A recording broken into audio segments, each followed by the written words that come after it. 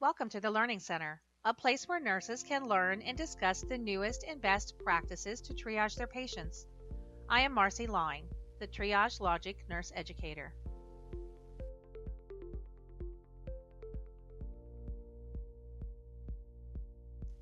Now that we've finished our course series on the 10 critical steps in a triage call, let's put that newfound knowledge to the test. We will go over scenarios and identify the 10 critical steps in each call. Each step in the process has a purpose, and it is important not to skip over any of them. Doing so may result in your patient not reaching the right level of care at the right time.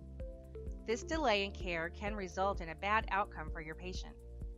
With practice, you will discover which steps are brief and take only a minute, and which steps may take you longer to complete.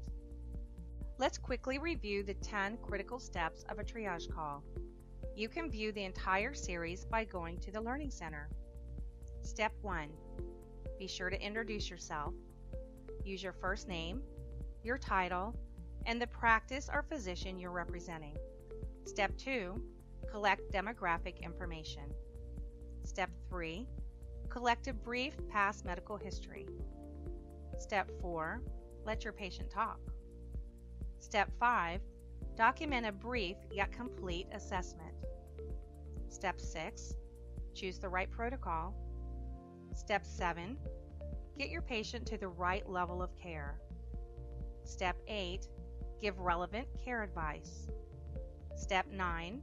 Make sure your patient knows when to call back. And Step 10. Offer reassurance and be sure your patient is able and willing to follow the plan you discussed. Assume that steps 1 and 2 have already been done, that you have introduced yourself to the patient using your first name, title, and company you are representing, and you have verified the demographic information with the caller. Let's move on to the first case. You're working the evening shift. The first call of the evening is from the mother of a 6-week-old, Laura. Laura has been crying more than usual since 6 a.m., and her mom even goes as far as to say she is inconsolable for about an hour at a time. It is now 5:30 p.m., and mom is concerned about going through the night with Laura's symptoms seeming to get worse. After you assure that Laura is stable, you ask a few questions about her past medical history. This covers Step 3. You discover that Laura was a full-term infant, has no chronic conditions, no allergies, and is not taking any medications. Her birth weight was 6 pounds, and she weighed in at 7 pounds 2 ounces at her 4-week checkup. Now let's cover Step 4. It's mom's turn to talk. You ask open-ended questions such as, "Tell me what's going on today." Mom tells you that Laura's crying is getting louder, more frequent, and she is crying for longer episodes as the day goes on. Mom tells you there is something white and sharp sticking out of her gum on the right side. Today, Laura seems irritable unless a bottle's in her mouth. She is feeding well, does not have a fever, and Mom has not given Laura anything for pain. Laura has passed 2 normal bowel movements, and Mom has changed 7 wet diapers today, both of which are normal for her. Now, I will help you put all of the caller's information into a brief yet concise note. Step 5 is all about documentation. Your note should look something like this. Child with onset at 6 a.m. of periods of inconsolable crying lasting up to 1 hour. Episodes are progressively increasing in frequency as the day goes on. Afebrile. Nursing well. Normal bowel movements times 2. And change 7 wet diapers, normal amount for this infant. White object protruding from right side of gum, noticed today.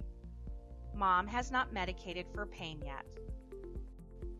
On to Step 6, selecting the right protocol.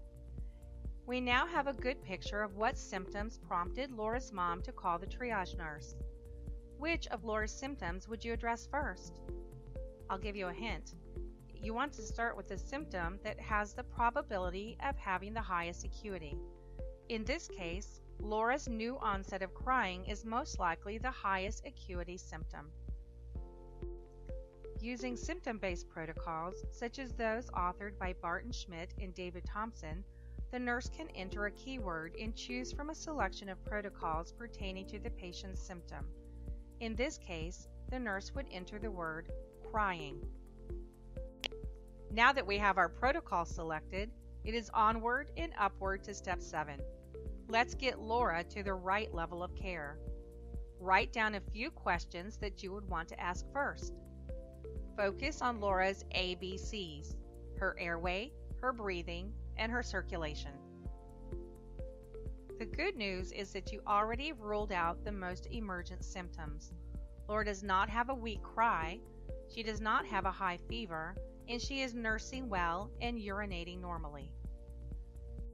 You still have a way to go before assigning a disposition to this infant. Here is where your critical thinking skills start to go into overdrive. What could be making this infant cry? Write down 2 worst-case diagnoses. At the top of your list of worst-case scenarios should be ideas such as, was there an injury? Could this be meningitis? A hair tourniquet syndrome? You would also be concerned about Laura's mom. Is she tired? Frustrated? Is she afraid she may hurt Laura? With your list of worst case ruled out, you move on to symptoms that are still concerning but not emergent. Write down 2 more common causes that could be making Laura cry. This new list should include causes such as, is Laura hungry, sleepy, too cold or too hot? Is her clothing too tight? Could she have colic? Has mom's diet changed? Is she drinking caffeine or other foods that may be causing Laura to be uncomfortable? While none of these apply in Laura's case, they are all areas you will want to make sure to rule out while making your decision as to the most appropriate disposition for your patient. You decide that Laura's symptoms, while not emergent, probably need evaluated by a physician within the next 4 hours. Pain cannot be ruled out as a reason for her frequent, loud, and progressively worsening crying. In Laura's case, step 8, giving relevant care advice, might include encouraging the caller to seek medical attention soon, within the next 4 hours. If the physician requires a call before sending a patient to an after-hours facility, it would be appropriate at this point to let the caller know that Laura's pediatrician will want to talk to her to decide what is best, and you will page the on-call at this time. Steps 9 and 10 are brief but very important. Before wrapping up your call, you will want to make sure Laura's mom knows to call back if she gets worse before she hears from the on-call physician, and that she understands the plan and is able and willing to follow it. Now that you've completed a patient scenario using the 10 critical steps of a triage call, you should have a better understanding of how all the steps work together, allowing you to gather the information you need as a healthcare professional to make a decision about the care your patient needs at that time. Thank you for visiting us here at the Learning Center. Be sure to check back soon for another case scenario. We welcome your comments and feedbacks about this course or any others that you see on our Learning Center.